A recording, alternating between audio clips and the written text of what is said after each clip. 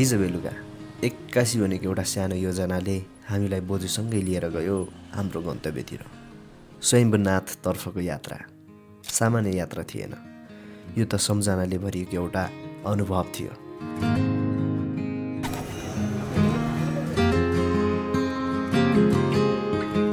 बाटोभरि Lalitpur ring रोडको छेउछाउमा फुलेका जाकरन्डा फुलहरूले सहरलाई नै अर्कै रङ दिइरहेको थियो। बैजनी फुलहरूले ढाकिएको सडक, हल्का साँझको हावा र गाडीभित्र चलिरहेको सानो हाँसो, सबै कुरा मिलेर एउटा सुन्दर चलचित्र बनिरहेको थियो। हामी अगाडि बढिरह्यौँ गन्तव्यतिर।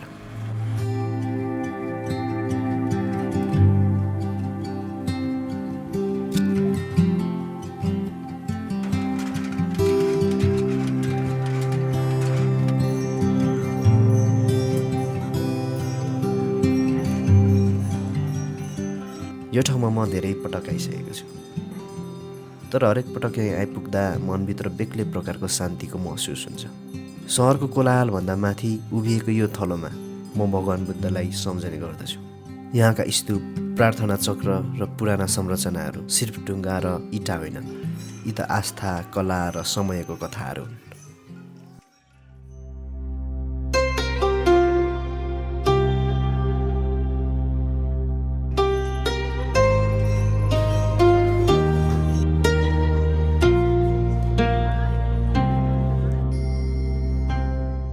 हाम्रो लागि त यो ठाउँ परिचित थियो, तर बोजूको लागि पहिलो पटक थियो यो ठाउँ।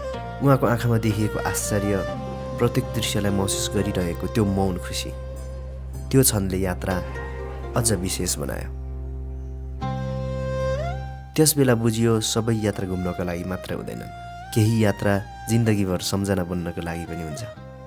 र सायद स्वयम्भूनाथ हाम्रो लागि त्यस्तै एउटा अमिट सम्झना बनिरहनेछ।